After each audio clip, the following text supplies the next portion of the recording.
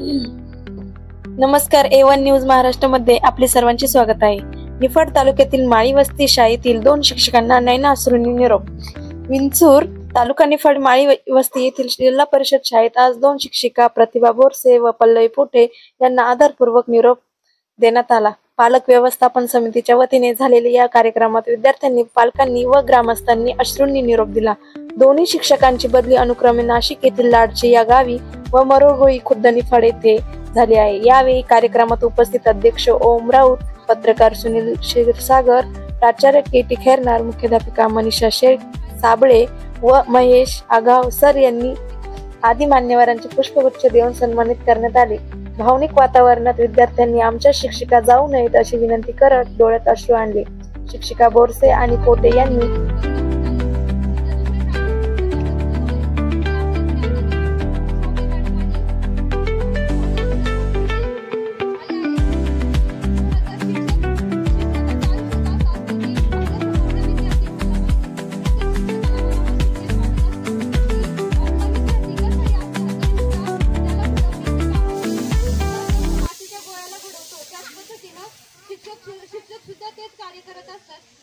त्यावेळेस मला म्हणजे मी खरं सांगते, जसं पोटे मॅडम म्हटल्या की माझं ते माहेर सोडून सासरी आले, तसंच मला माझ्या त्या शाळेवरून झालं होतं. इथे आली 55 मुलं माझ्याकडे, त्या शाळेचा पट म्हणजे माझ्या वर्गात 65 विद्यार्थी आल्याबद्दल आधी तो खूपच रडून घेतलं मी.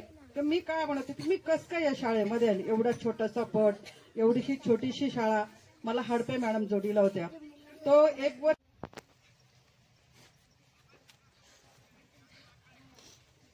गेली 7 वर्ष आता. आगाव सर, तुम्ही म्हटले की निरोपाचा क्षण हा हळवा असतो पण मन कठोर करावं लागतं. पण एक स्त्रीचं मन आणि एक पुरुषाचं मन यात खूप फरक आहे. आणि स्त्रीचं मन हे खूप हळवं असतं. त्यामुळे जेव्हापासून एंट्री केली आहे तेव्हापासून ते मोकळं होत आहे. गेल्या 7 वर्षापासून माळी वस्तीला मी रुजू झाले.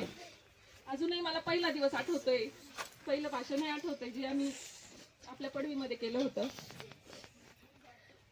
तर तेव्हा मी म्हटली होती की मी माझं माहेर सोडून आले सासरला. कारण मी 10 वर्ष हनुमाननगरला होती आणि तिथे पण माझं असंच, म्हणजे आता जेवढी रडती ना तेवढंच तिथे पण रडली होती. तिथल्या बायकांशी, तिथल्या मुलांशी पण असंच नातं होतं माझं. आणि तिथून जेव्हा आली तेव्हा मला सारखं वाटायचं 8 दिवस की मी माझं माहेर सोडून आली, सासरला आली. आणि मी भाषणात पण बोलली की मी माझं माहेर सोडून आली. पण जेव्हा इथून माझा बदली झाली तेव्हापासून असं वाटतंय की मी माझं माहेर सोडून चालली. म्हणजे एक सासर होतं, ते सासराचं रूपांतर कधी माहेरात झालं ते मला समजूनच आलं नाही, कळालंच नाही. मला लाभलेल्या माझ्या सहकारी बोरसे मॅडम, मी त्यांना कायम आईच म्हटलं, त्यांनी मला लेखच म्हटलं.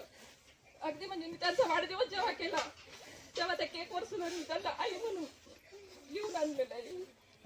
आणि त्यांचा वाढदिवस आम्ही दरवर्षी अगदी आनंदाने साजरा केला.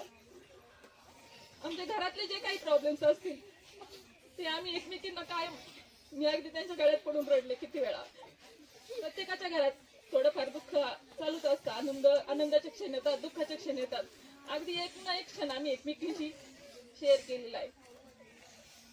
मुलांना सोडून जाण्याचं दुःख तर खूपच आहे, सोबतच मॅडमला सोडून गेल्याचं दुःख मला अति आहे. कारण इथे मी आईच्या पंखाखाली होते. माझं कोणतंही दुःख असेल किंवा आनंद असेल मी त्यांना अगदी हक्काने सांगायचे. पण आता तिकडे दुसऱ्या शाळेत गेली आहे, तिथे मला जोडीदार नेमके सर आले. तर बघा, एक महिला एका महिलेजवळ जेवढं आपलं मन मोकळं करू शकते तेवढं आता सरांसोबत मला माझं मन मोकळं करता येणार नाहीये. ते मला खूप मोठं दुःख आहे. आणि माझे हे चिमुकले चेहरे मला परत दिसणार नाहीये. मी 8 दिवसापासून हे चेहरे शोधते त्या शाळेमध्ये, पण मला एकही चेहरा दिसला नाही. एवढे निरागस, एवढे गोंडस पोरं आपल्या माळी वस्तीचेच फक्त. मला तिथे एकही मुलगा असा दिसला नाही आतापर्यंत.